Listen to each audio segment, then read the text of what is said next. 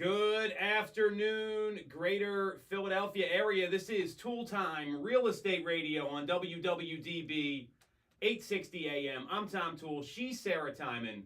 And we both work at the Tom Toole Sales Group at RE/MAX Mainline, the number one RE/MAX team in Pennsylvania since 2018. And we're streaming live on YouTube here. We got a ton of stuff to cover. Tim C's from our team's coming on. He went to the wrong Bala Plaza, apparently, and he's on the way now, so he'll be here momentarily. But first, we're going to talk about what to expect from the real estate market for the rest of the year, now that we're at like the midway point in the year. Maybe not fiscally for real estate, but the midway point from a calendar perspective. And the Resi Club and BAM, they did a really interesting article, Sarah. You fit into this category. I want to get your takes on it. We'll cover that in the second segment, how the top 1% of agents did 15% of the sales over the past 12 months, which is not surprising, but a pretty interesting statistic. So we'll get to that in a second, then we'll talk about Tim. But we're going to talk first about what to expect from the real estate market for the second half of the year. So before I get into the data and the predictions, what are you telling people? Because I'm sure you're getting this question all the time. What's going to happen next? What's going to happen in the third quarter? What's going to happen in the second half of the year? What are your predictions, Sarah, for the market as we head into the second half of 2024? Yeah, I mean, I guess it depends a little bit on if you're a buyer or a seller. But for, I always kind of open up with just like, we can't say with 100% certainty what is going to happen next. What we do know is, all the predictions are now lining up that rates are going to stay pretty steady with where they are. And, appreciation continues to go up for homes. So the longer you wait, the more expensive or the more it's going to cost you to get whatever home it is that you're kind of targeting. And there is still, I know we're kind of hitting that point in the year. We often talk about July 4th kind of being the time that people are check out. They do their vacations, yada, yada, yada. I've noticed over the course of the last month, like the number of showings and this doesn't track for every single house, but in general, like I think people started going on vacation a couple weeks ago. Like it's, their number of showings were down kind of across the board each week in May. But then you do have, like, you'll have properties that hit that are going to get a ton of activity, a ton of traction, and get under contract right away.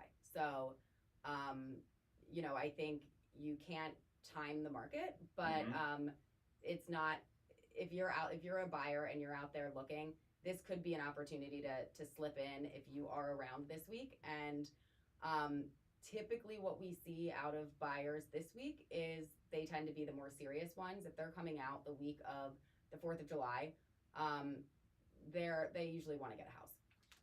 I think we're going to make a t-shirt for you, Sarah, that says you can't time the market. Yeah. Maybe that can be our new slogan here. It's such great advice, and you may hear it all the time, but it's so right on because there's so many different things happening. I mean, you talk about that like one house that could have a ton of activity. You had a listing, you had 9 offers in over the weekend. I mean, some people would say you don't want to list this time of year. I do agree. People did start going on vacation really right after school started. Like I noticed a lot of families being in that world, like they were like out the day after school ended.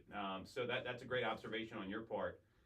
I tend to agree with you in a couple facets. One is that we're still going to see a lot of activity depending on the house. It's really a case-by-case basis. At the same time, historically, we're going to see things maybe slow down a little bit the next 60 days. That's just what happens. At any given time in the greater Philadelphia area, 1/6 of the population could be gone, right? They're on vacation. So that's a great observation.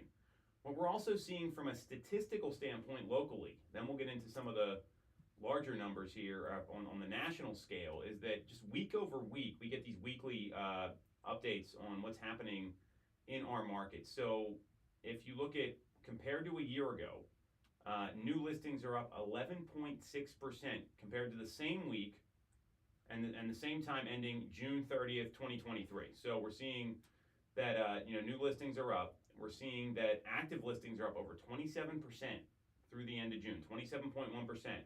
compared to last year, and this is for the greater Philadelphia area and for all of Bright, so it's a good sample size here. So we're seeing inventory grow. I see that continuing as we head into the second half of the year. We're also looking at purchase contracts for the entire Bright MLS. They're up 3.2% compared to this time last year. So kind of flat. That's going to be market by market. I am clear we're going to see more housing options as we continue to move ahead. We're also seeing cancel listings are up 32.9% compared to the same time last year. So that's another indicator. We're seeing the market kind of, I don't want to say slow down because I'm not clear the market is slow. It's still very robust when it comes to activity, just not as hot as it was. And that's what a lot of the national folks are predicting as well. So are you kind of seeing the same thing, that it's more of a brisk pace than a white hot pace? Yes, I would say overall yes. Okay, awesome. So that's what we're seeing. Here comes Tim. Looks like he made it here. Didn't get lost in Bala Kinwood. Here we are. You made it. Congratulations. Tim C's here from our team, everyone. We'll introduce him here in a second. Now, we also got some research from Altos Research, and they came out. Mike Simonson, he does these videos on Housing Wire. It's very interesting. They got a bunch of charts in the back. They talk about what's happening. So he goes on to say the last week of June is really the peak of the home buying season, which I do tend to agree with. I mean, people are, even this week, like I felt it today, like everyone's trying to get everything done so they can leave and go do something the rest of the week. So we start to see a seasonal decline, which I do agree with. And he's saying we're seeing listings slow nationally. There was just under 71,000 new listings unsold this past week, and that's down 1.5% from a week ago. And then there's some other stats that he puts in there. Pending sales were down slightly. Home prices may track lower in the next few weeks. Price reductions are climbing. So we saw 38% of homes had a price adjustment so far this year. That's up, not substantially, but up from a number that was in 2023 was 32%, so a 6% increase. So I think a lot of the data that we're talking about is backed up here on a national level as well. So how are you advising people with this? Like, hey, should I wait to put my home on the market? Should we wait till the fall? Like, that comes up now. When should I list? When should I buy? What are you telling to people where they're starting to kick around this idea of just not doing anything? Yeah. I mean, first you have to get to the motivation, the timeline. When does somebody need something to happen for the next piece to fall into place? So if you're already under contract on your house and for like on the buy side, or you know that you want to be out actively looking, you know, you may want to go ahead and get your home up there, because how long do you want to carry two mortgages? If days on market are ticking up, it could, and it does take a little bit longer to get under contract in some cases.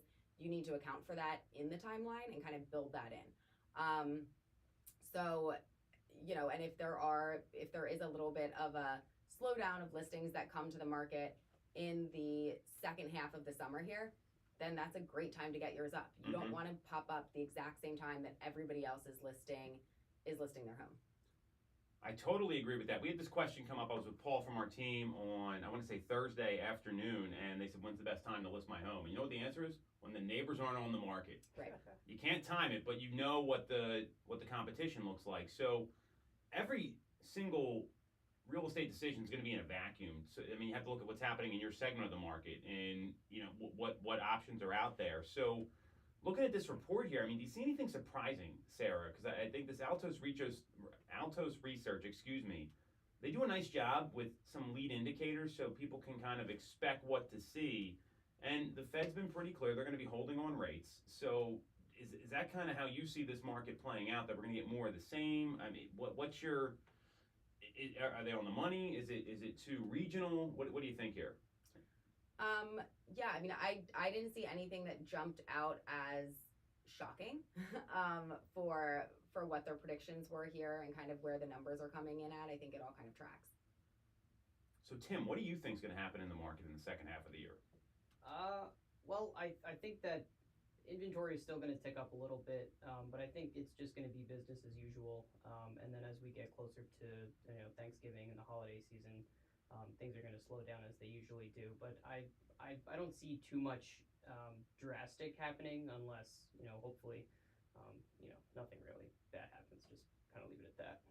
Okay, fair enough. So and when what I look at here is we've got this election coming up as well, and historically when you look at elections, people end up still transacting during it, but there's going to be some hesitation. So you've been through one of these cycles.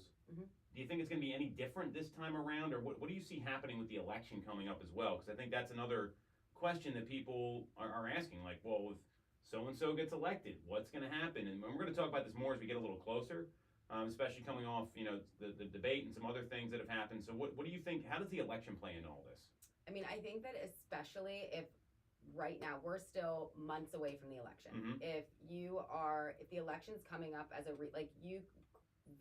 in most cases, by the time the election rolls around, you would have listed and sold your home. So like, if you're concerned about something that's happening like that many months down the line when the entire transaction could have gone through and the whole process played out, if it's not the election, maybe it's something else that you'd be coming up with. Like, to me, that sounds like somebody who maybe isn't super motivated, which is fine.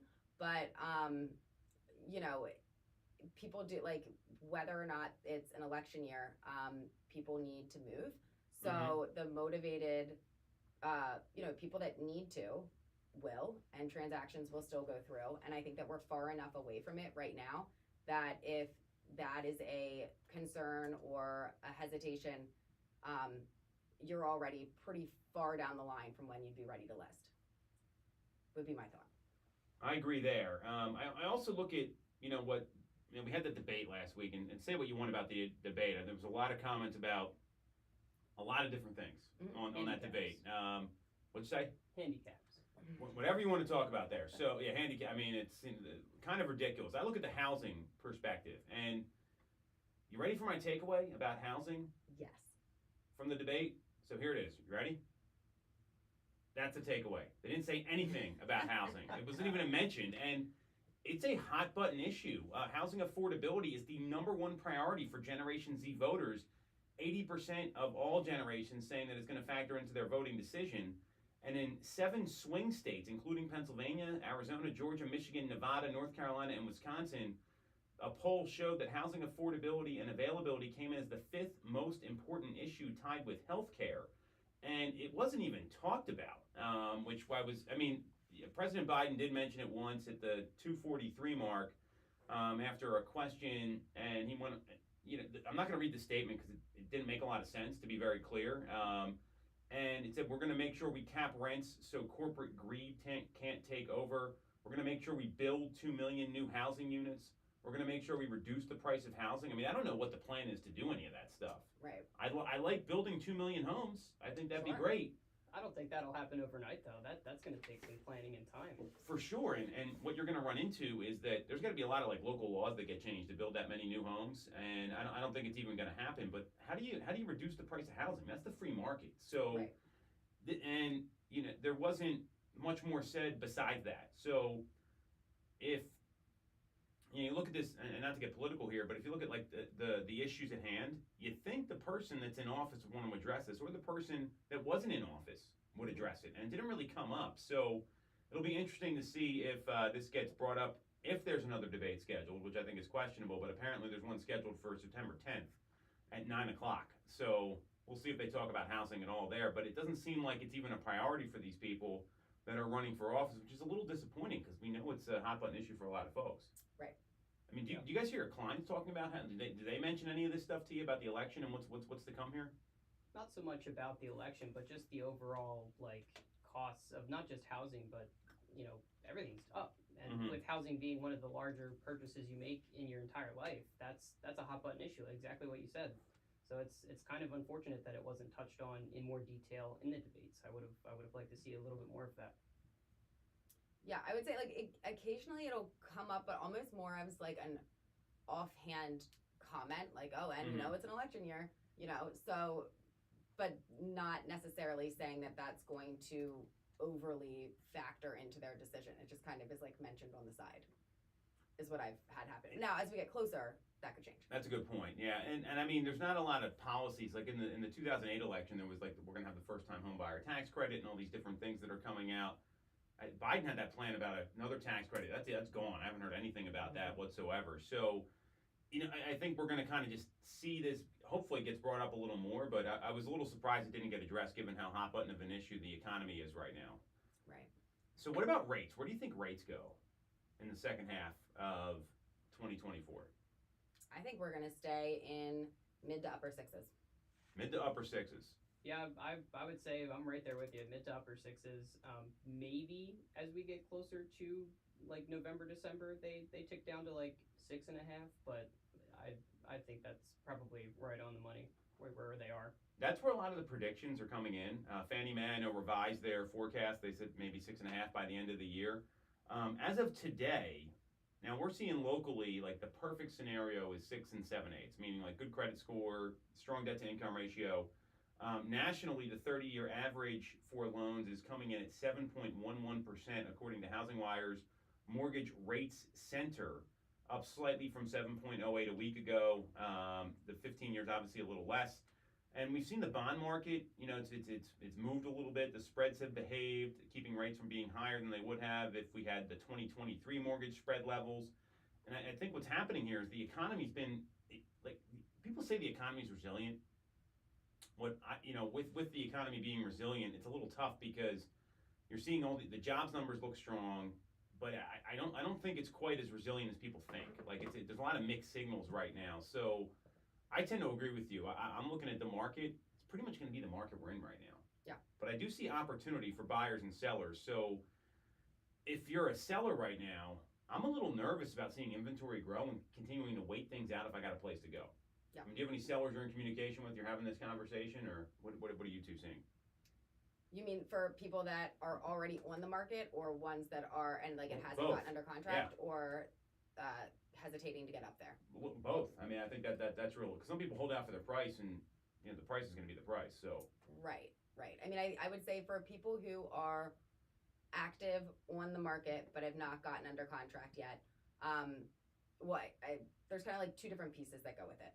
One, if they just went through a purchase on the buy side and had to be highly competitive and aggressive, and that's like what you're hearing about the market in general, is like this is what it takes to get a house. It is hard being then on the sell side if you don't immediately get flooded with all of the offers with all of the things.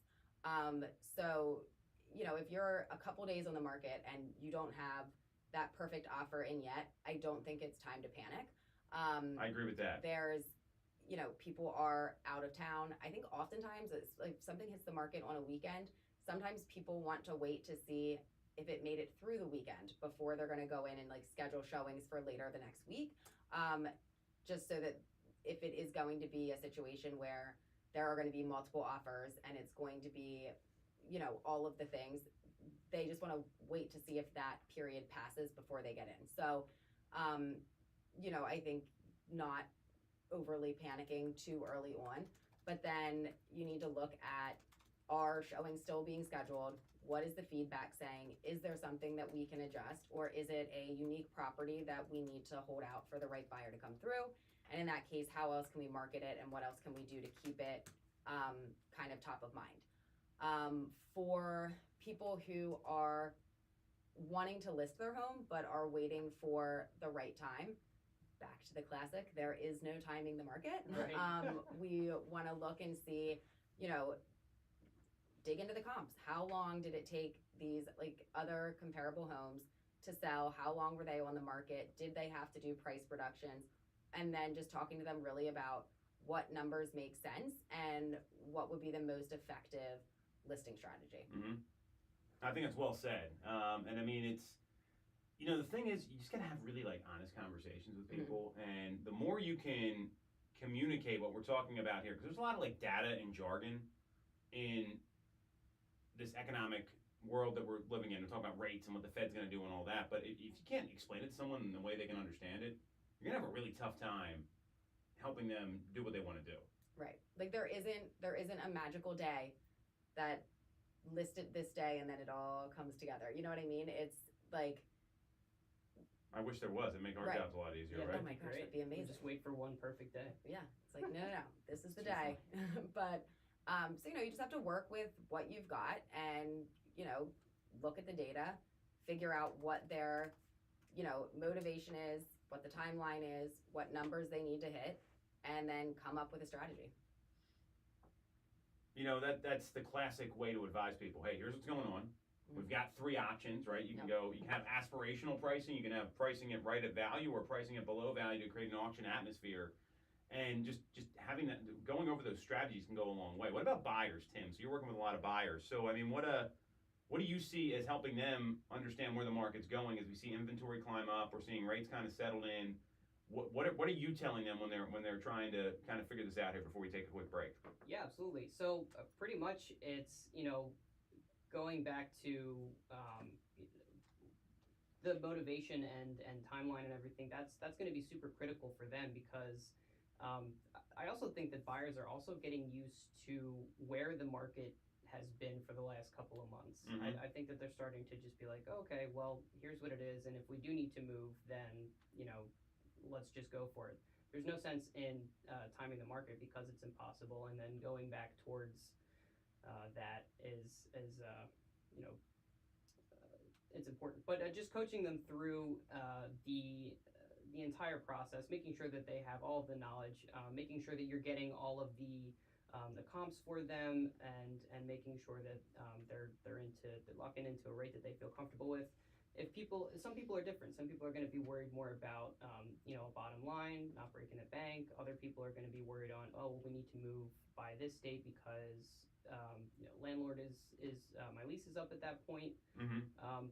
It's each situation is very different, and I think tackling that in the light of, okay, every person's going to be different. You have to kind of mesh your strategies to that person. I think that that's super important. Mm-hmm.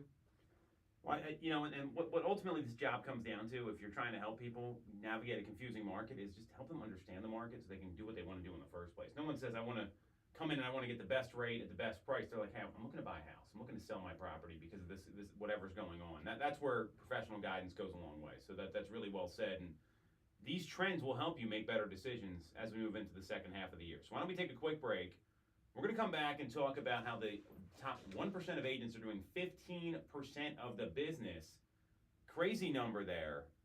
Next on Toole Time, Real Estate Radio on WWDB 860 AM. In real estate, you want control over your income. Whether you have Nice a job, license Tim. or not, call us today at Blown up over here, Sarah. 610-692-6976 or visit TomToole.com. Yeah. Join our team, There was the Tom Toole an Sales agent that Group had called me Remax about main line. Deerfield on For the best local Friday, mortgage maybe. service and great rates was on like, your we're money, gonna put it on look offer, we no wanna get it further taken than off the market Mortgage before, America. We've been you know, operating in the greater these open houses. Philadelphia And then area for change of 40 heart. years Apparently with it a wasn't big focus enough on for their smooth, dogs, easy therefore. access to home Then, purchasing. Whether you're a first-time buyer, but he called upsizing me, or he like called me then downsizing, later or that day, just was like, oh, we should drive refinancing, we have by your programs Creek for Road you. listing We every also day, have like, closing cost what's going on with assistance that, blah, programs blah, and blah. access to And he subsidized thought interest maybe his rates. sister and Pre-approval brother-in-law is would be a free, good fit for no it, but he just cost or messaged me this. commitments. To learn more, visit our website at mymortgageamerica.com or give us a call at 610-439-8000. I had a We good always have a talk with her person today. available to take your call with around-the-clock human service. Purchase your home with the personalized local I service didn't you wrong. I'm find just, at Mortgage in America. general, surprised it hasn't sold. I know, it's such a The cool Tom house. Toole Sales Group is the I don't know number where one you're finding water Remax from team views like in that. Pennsylvania with over 165 million in volume listing for on River Road. 2021. My I'm neighbor Tom is Toole, friends and with our someone team who lives has there. achieved that kind We're of going water success by skiing being a school great this place weekend. to I'm work like, that with is and to disgusting. work And for. like, they're Yikes. sending me No a video. one I'm knows like, I'm Greater gonna Philly vomit better right than we now. do. Yeah. We know real Do you estate, remember when the but more school importantly, overflooded we're Vine real Street people. and they had Oh, We yeah. hire the was it best Bree agents that and was we out give there them on a all the kayak? tools to No, succeed. there's people like Even going our in brand swim new on agents 676. sell 17 It's to like, they get 24 like homes a tetanus year shots afterwards. because Oh, our yeah. team delivers the Tons of best diseases. experience in real estate. 1 minute. A better experience than Water skiing individuals, scoop. and we're a Get top outta here, Ron. 1% real estate team in the That's country. something else. We call it AAA I can see, service. like, the We're your roads, advocate, like, ally, right, and right. advisor. Because water this skiing. isn't a transaction to us. It's a relationship. If you're buying or selling a You guys home, are call the gross. Tom Yeah. Toole Sales Group at Remax main line at 610-692-6976 Oh, or apparently visit floods over there. TomToole.com. That's I've never Tom, been Toole with over an E.com. You're right on Sell the your river, home for like it's- more, and remember it's the like a real dock estate in the golden river rule. there. Yeah. You always get more when you work with Tom Toole. When you're getting a mortgage, you shouldn't have to sacrifice great service just to get a great rate. At Mortgage America, we've been lending with this philosophy for over 35 years. We have access to great low rates without the complications and delays of big or online banks. We're a local Pennsylvania lender with loan officers that you can actually meet. Sure they have it. PHA I've is saved. not important. We specialize in all residential mortgage programs. Keep talking, Tim. You're doing Time buyer great. programs and low down payment options. For your free pre-approval, call us at 610-439-8000 or apply online at This is all the Oh my gosh, radio I know, stations it is right an actual place out there. Welcome back to Toole Time, Real Estate Radio on WWDB 860 AM. I'm Tom Toole. She's Sarah Timon. He's Tim Sees. We all work at the Tom Toole Sales Group at Remax Mainline, the #1 Remax team in Pennsylvania since 2018. And we are going to be talking about how the top 1% of agents make up 15% of home sales. Not surprising and still an incredible statistic. And then we're going to talk about Tim Sees and how he has been able to rock and roll here through the second quarter, selling a whole bunch of real estate. If you like what you hear, you get some value out of this, make sure to subscribe to the channel, hit the bell for notifications, and if you want to schedule a call with our team, you can do that with the link in the comments so we can help you with whatever real estate needs that you have. So the Resi Club, Lance Lambert's website, I definitely have like a data crush on Lance Lambert. He's very smart when it comes to real estate, gives you a lot of what you need. If you haven't checked out that site, it's ResiClubAnalytics.com. They had an article they put out, and then our friends over at BAM did, kind of repurposed it a little bit and shared it as well, that the top 1% of agents did 15% of the sales in the last 12 months. And if you look at some of these numbers, and it varies state to state, and I think that that's kind of indicative of, what happens and how many agents there are and how big the state is. Some of them didn't have any statistics. Because there was like Alaska, Louisiana, Utah, Wyoming were excluded because they didn't have enough sales. So in Pennsylvania, 13% of all the agents did, or 13% of the business was done by 1% of the agents, which I found very fascinating. And if you look at the national number, it's 15%. But more importantly, you get to the top 5% of agents, that number trends at 34% nationally.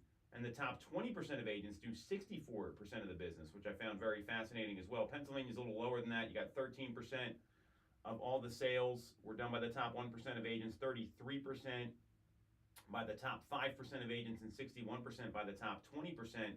Does this number surprise you? No, yeah. Okay, well, tell us more. So, not surprised at the end of the segments. Tell us a little bit more about that. What doesn't surprise you about this? Well, based off of the statistic that 85% of the agents that enter the business usually leave after 5 years anyway, that doesn't surprise me. So I feel like there's just a lot of, churning people in and churning people out. And I feel like after the COVID market happened, a whole flood of people came in thinking that they wanted to get their piece of the pie, which is, whatever, I guess, just muddying the waters for the agents who are doing the right work and the good work out there. But I think that now that we're coming into a more normalized market of more looking a bit more like pre-COVID, it's you're seeing those fair weather realtors jumping ship and saying maybe we don't come back in. So that doesn't surprise me because of that. Yeah, I mean, with this being a business where you need to get transactions to settlement to get paid. There's only so long that you can go not doing that or only getting the occasional deal here and there. Oh, yeah. So those people are more likely than not going to fall out. Then once you are getting deals done and you are, getting listings, getting buyers under contract, you know what you're doing. Each deal that you do kind of brings a little bit more, even if you've been doing this for a long time, in many cases, every deal will kind of give you a new twist on something or something that you can then bring into the next transaction. And the more business that you do, and if you do a good job and your clients like you, the more likely you are to maybe be referred to have that one deal turn into multiples. Yes. So it kind of has like a spider effect. Or a web effect. Yeah, no, absolutely. We knew what you were saying. That was a good analogy there, Sarah. Yeah. And having that growth mindset too, to your point of, each deal is going to be a little bit different. You can learn something. My grandfather always told me this. There's something new to learn every single day. And if you have that mindset of okay, I'm going to be, 1% better the next day, or, oh, I know that this happened in this deal. It's not going to happen again because I had that experience. And having the stick-to-itiveness of just driving through the hard times and keeping on when the times do get a little bit easier, I think that's what's really important. And I think in this time where a lot of people are getting out of the business because of it's getting a little tougher out there, I think that's huge opportunity for the knowledge brokers. Yeah. I don't know that everybody else would operate this way, but I know for me, up to if you get way too much on your plate, then it's you're no longer like operating Yeah. in a super effective manner. But if you have too little going on, you're also not like, I don't do as good of a job. I do my best job when I have, you know, a certain number of things going on at once, that you're, you know, your day's busy, but you have time to answer the questions and to do the things, but you're kind of like going through, and you're not you don't have time to hyper focus on some random little detail.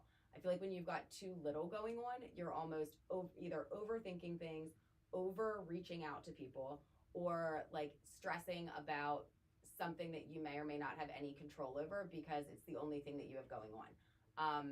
So when you get to the point where you have multiple things that you're working on at once, I feel like I do better in that situation. Now, if all of a sudden you've got way too much on your plate, it's kind of Take like, a step oh my God. But up to a certain point, I feel like it makes things go smoother. So that's really well said, because when you look at what you know, how you balance things, right? And I think there's going to be some key factors to what differentiates. Forget the top 1%, but the top 20%. I think that's probably a realistic number. Tim, you mentioned the number of 87% of agents fail in the first 5 years. What is it? 75% are out in the first year, right? So Crazy.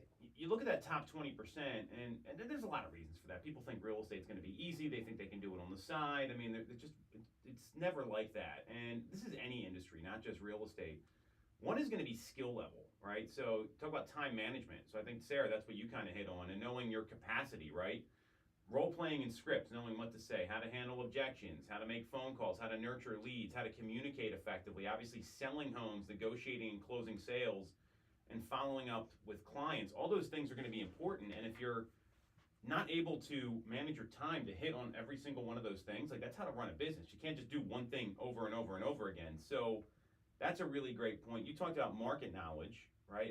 And we're going over what these stats mean and predictions for the second half of the year. You got to have a deep knowledge of local market trends and cultivate that on a daily basis, or you're not really going to know the market at the local and national level. Then there's like your network of vendors and like other agents, what lenders you work with, what contractors, any, you know, local business owners. You talked about getting referrals and having that like spiderweb effect. Well, that's from having a good network, right? And that's going to be really critical. That's where you get repeat clients, you get referrals. You know, I mean, and that's like the best client you can get. They're usually the easiest to work with, right? And then there's brand awareness and understanding how to market and get in front of people and how to execute. So if you're not doing all those things, you're probably not in the top 20%. And unfortunately, I think a lot of folks, they just think it's going to be really easy to sell real estate. It's just not. Like, I don't know how else to explain it. So you talk about some of the differentiating factors. What advice do you have for the people that maybe want to jump into that top 20%? Because we're at like the middle of the year. It's a good time to like evaluate your business and see how you're doing. What's worked for you too? Maybe, you know, what advice would you have? You both had excellent second quarters, so I mean that goes a long way here. Yeah, I mean, I would say advice is don't quit. Just keep going. I know when I first started, I didn't have a single deal until my third month, end of my third month in, and I was like, I was at the breaking point. I was like, I don't know if this is for me. I was putting in work and I was putting in time, and you know, nothing was happening. But then, you know, the fruits of the labor really, you know, bared fruit there afterwards, because I had 3 deals, and then it goes back to what you were saying earlier about, you know, having the keep rolling along, you know, having that motivation. And I think it's easier to pick up when you have the motivation, or the momentum rather, going. I think that's stick-to-itiveness is really important.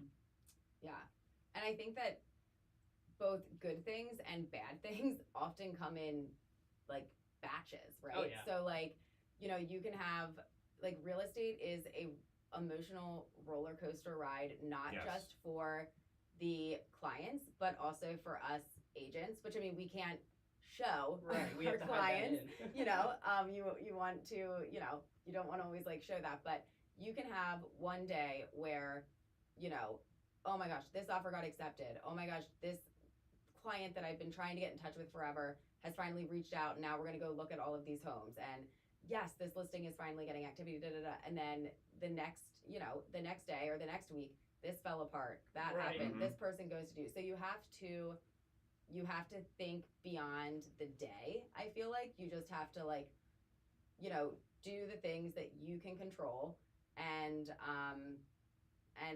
I always go back to just like try to stay positive. Both Yeah. like you have to with your clients, or else like why would they want to work with Mhm. you?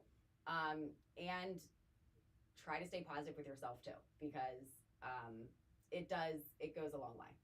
I totally agree, especially with having that positive mindset, because if you fall into like a pit of despair, that's gonna rub off not only on your work, but your clients are gonna notice. They're gonna be like, what's going on here? I thought everything was cool, Mm-hmm. and that can raise concern. Right. And clients pick up on a lot of little things, Oh, yeah. like, so You talk about staying positive. I remember this very clearly, Sarah. I think it was like the fall of 2020, right? It was probably like October or November, and I think Yeah. you had like 6 clients lose out on offers in like a matter of like 2 days, mm-hmm. and you put 5 of them under contract the Yeah. next 30. And this is the month of December when everyone's like binge drinking eggnog and going to ugly sweat. They're just not paying attention to work, and you stayed so positive. Like what? Is that just natural? I mean, you're a very positive person. I've known you for a while, but did you have a hard time doing that? Because I think that's tough to go through, and when, especially when you have all these people losing out. I mean, they get upset.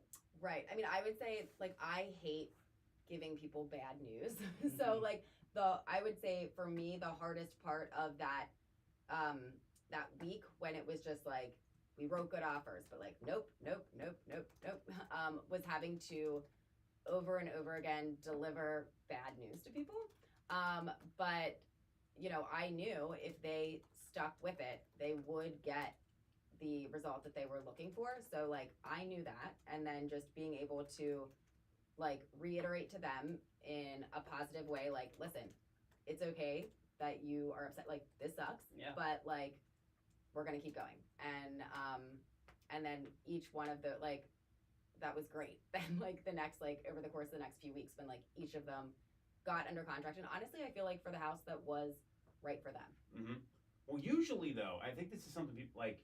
I'm a big believer that karma does play a factor. Like, and, everyone says, oh, "I wish I would have got that." Usually, they're pretty happy in the house they end up with. Mhm. Sometimes there are better homes that come on the market. I would say more often than not. So that's a really great point on your part there. And I think sometimes you just got to say like, "Hey, we've done this before. We're gonna find you something better." And even if you don't believe it, you might need to like start believing that, because if you don't, it's gonna come through. Now, knowing you, I know you fundamentally believe that like, hey, this is gonna work out. So and it's the same thing with a seller, right? A deal falls apart. If you start moping around, like, I'll tell you something off air that's pretty funny. I talk to my son about this all the time because he gets like upset and down on it. You see like the body language Mm-hmm. that turns people off, and especially when you're talking to them, they can hear that through the phone. And if you're showing them houses, they can definitely see it. And Oh, yeah. you ever met someone with bad body language? Oh yeah. What did you think about them? It's tough to navigate the conversation if they're just completely ignoring or oblivious or anything. Well, you can usually pick up on it within like seconds, and like, hey, that person's got a bad attitude, or they're negative, and people like positivity. So I think that's probably some of the best advice there that you have here. In terms of anything else here, I mean, what do you think some of these common characteristics are among these agents that are that are outperforming the other 80% of the market? I mean, anything else that we didn't talk about here you feel that's important to acknowledge? I mean, I would say treating it like a 9 to 5 rather than, oh, I'm just gonna pick up a client here and there. Oh, I'm gonna do this. Like if you're not setting time aside to make calls, to set appointments, and to do those the main things that are gonna help generate business, Mhm. then you're walking into just a desert. Nothing's gonna happen if you don't put in the work and put in the time. Like obviously, we all want something to magically spring from the well of, of everything, but that doesn't happen. I mean, sometimes it does, and it's awesome. But usually, with what you said about karma, if you're putting in the work and putting in the time, it's gonna come, and you're gonna be benefited by that. You definitely got to treat this like a job. I think that's one of the hardest things people don't. Like I get the transition phase when you're getting started. You're working maybe 2 things, like trying to get into it. I was very fortunate to be able to go all in. I know you two were in the same boat, Yeah. but like I get the transition period. But if you're like, oh, I'm going to do this in my off time, like it, it's not going to work. Like it's not going to happen. So I think that's really great advice, Tim. So why don't we take a quick break? We're going to come back. We're going to talk all about Tim C's here and how he's been rocking and rolling in the second quarter. Next on Toole Time, Real Estate Radio on WWDB 860 AM.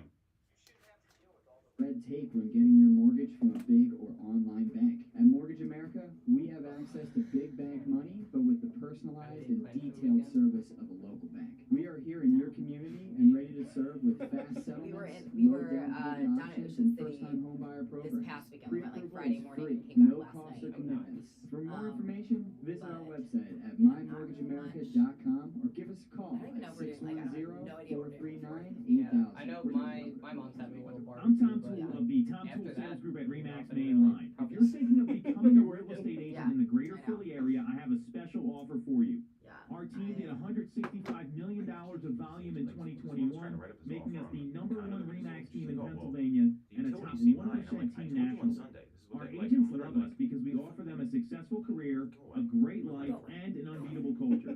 Agents who've been with us for at least a year average Yeah, that 30 lady plus earlier sales. was like Even our brand so new agents helpful. average 17 to 24 sales a year. We offer proven systems and expert training. We help you set more appointments and sell more houses. Now here's the offer. If you don't have a real estate license yet, we offer real estate scholarships so you can get one for free. Check it out at Real Estate Scholarship I'm not going to let you do that. or visit the Tom Toole Sales Group at Remax Mainline at tomtoole.com. That's tomtoole.com. Get more out of your real estate career, and remember the real estate golden rule. You always get more when you work with Tom Toole. Have you considered a career in real estate? Do you want control over your income? Whether you have a license or not, call us today at 610-692-6976 or visit tomtoole.com. Join our team, the Tom Toole Sales Group at Remax Mainline. 30 seconds. Getting a mortgage, you shouldn't have to sacrifice great service just to get a great rate. At Mortgage America, we've been lending with this philosophy for over 35 years. We have access to great low rates without the complications and delays of big or online banks. We got We're a room to local sleep in. Pennsylvania lender with No, loan that is officers like that you can actually meet. As PHFA's #1 lender, we specialize in all residential Yeah, I know what I'm talking about. including yeah. first-time buyer 10 seconds. down payment options. For your free Tim, we're just gonna talk about your background. 610-439-8000 or apply online at mymortgageamerica.com.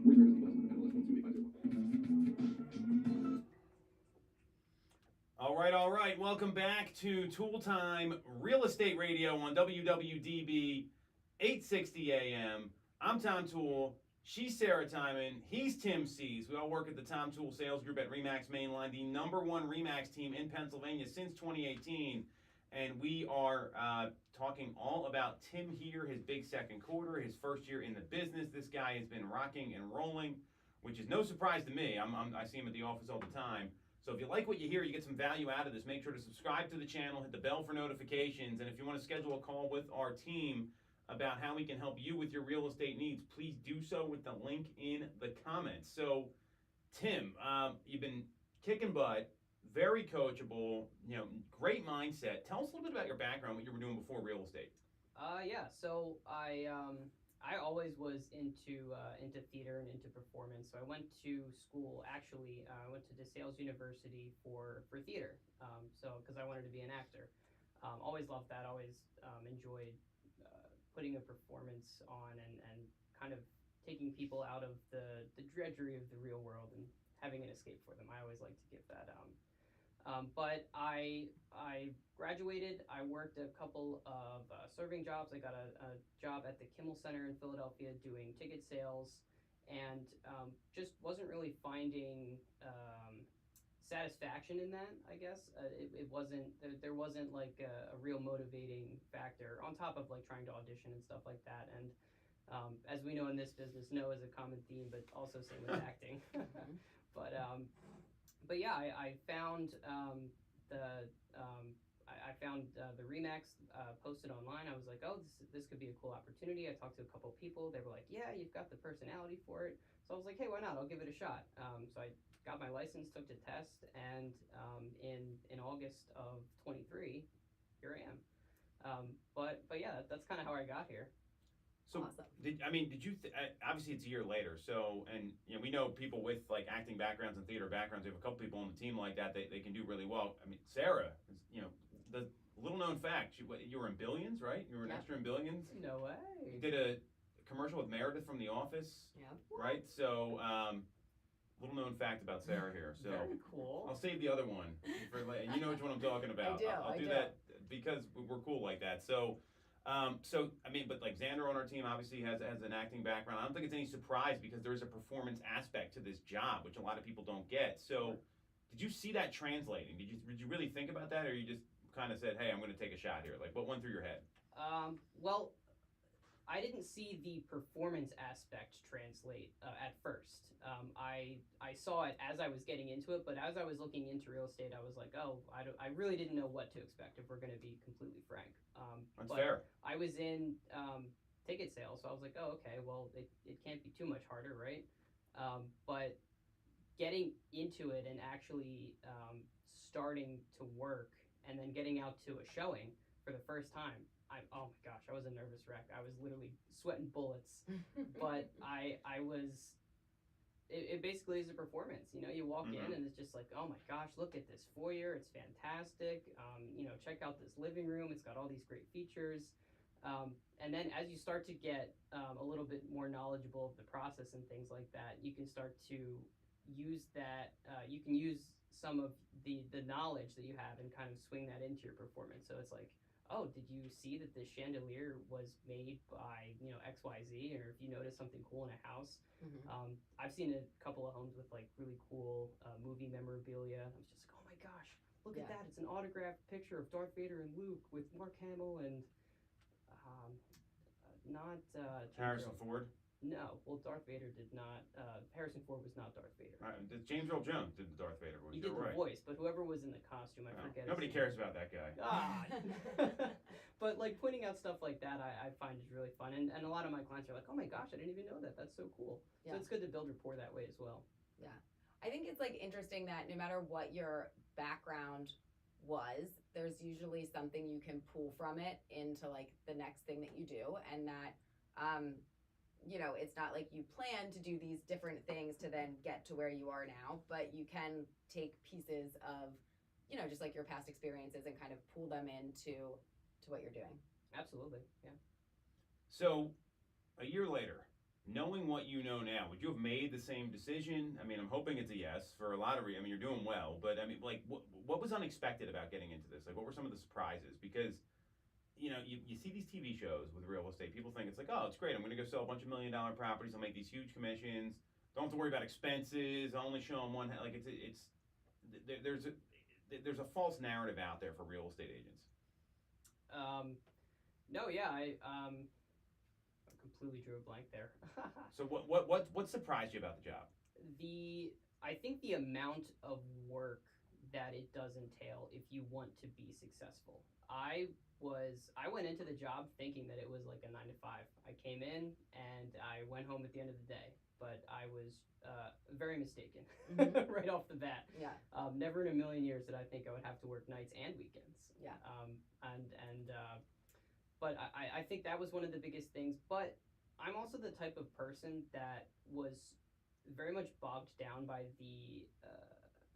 just not the lifestyle, but like whatever a 9 to 5 would bring. Like you come home at the end of the day and you're like pooped. You don't want to do anything. You just want to sit and be done. But after a long, hard day of being a realtor, it's like, man, I'm juiced. I'm ready for the next opportunity. I'm ready for the next thing. Let's keep going.